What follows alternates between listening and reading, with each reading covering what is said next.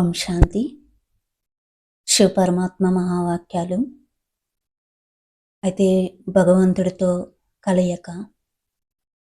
Brahma Baba first శివపరమాత్మతో ఆత్మిక సంభాషణ ఏ విధంగా చేశారో, ఆయనతో కలయిక అంటే ఈ యొక్క విధి విధానం అన్నమాట. మెడిటేషన్ యొక్క విధి విధానం తెలుసుకుందామా స్పష్టంగా. పరమాత్మతో మనసును లగ్నం చేసే విధానాన్ని స్వయంగా భగవంతుడే వివరించారు. ఈ రాజయోగంలో మధ్యవర్తుల అవసరం ఏమీ లేదు. ప్రతి ఒక్కరు స్వయంగా నేరుగా పరమాత్మను తమ మనసు ద్వారా చేరుకోవచ్చు.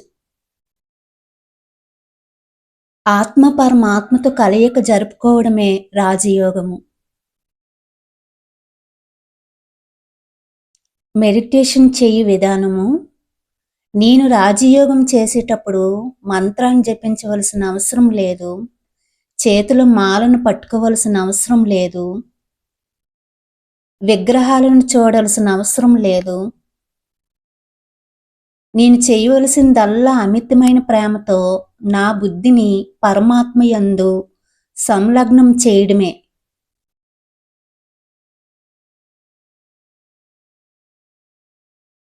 ఒక విధంగా చూస్తే ఇది అన్ని యోగాలలోకి సహజమైన యోగం. భౌతికమైనవేవి ఇందులో లేవు.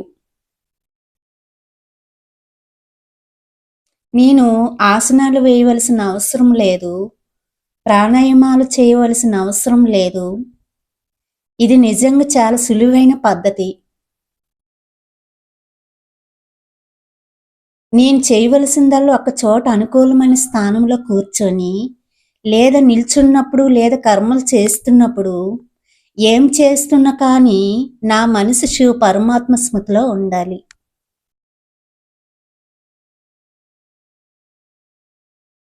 కనుక రాజయోగానికి కావలసింది మనసుని ఏకాగ్రతతో స్థిరత్వంతో పరమాత్మ యందు నిలపడమే. ప్రస్తుత సమయానుసారంగా రాజయోగ అభ్యాసం కొరకు పరమాత్మ రెండు ముఖ్య విషయాలను అర్థం చేయిస్తున్నారు. మొదట నేను ఎవరిని, రెండవది నా తండ్రి ఎవరు. నేను ఎవరిని? నేనొక ఆత్మని. నా తండ్రి శివ పరమాత్మ. ఈ రెండు ముఖ్యంగా అర్థం చేయిస్తున్నారు. నేను మరియు పరమాత్మ, నేను సూక్ష్మమైన బిందువును, నేను కనిపిస్తున్న ఈ స్థూల శరీరంను కాను, నేను ఒక ప్రకాశంను మెరిసే నక్షత్రాన్ని, బిందువును. నేను ఆత్మను, మృగుటి మధ్య స్థానంలో ఉన్నాను. ఇప్పుడు నేను ఈ ఆత్మిక స్థితిలో కూర్చుంటాను. ఆత్మీయ జీవశక్తి ఈ మానవ శరీరమైన యంత్రాన్ని నియంత్రించేది, నడిపించేది, మార్గదర్శనం చేసేది, ఉత్తేజపరిచేది ఆత్మయే.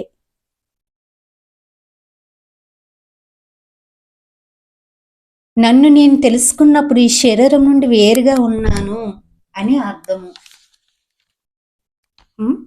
నేను ఒక ఆత్మని ఎప్పుడైతే మనం తెలుసుకుంటామో అప్పుడు ఈ శరీరం నుంచి వేరుగా ఉన్నాను అని అర్థము.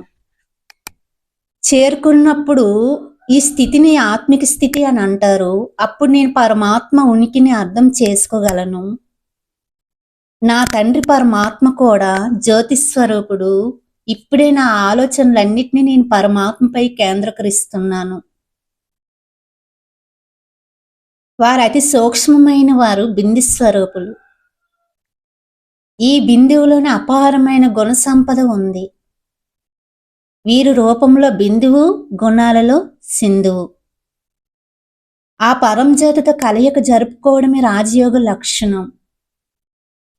ఎన్నో సంవత్సరాల నుండి, ఎన్నో జన్మల నుండి మానవ మాతృలతో నా బంధం ఏర్పడి ఉంది.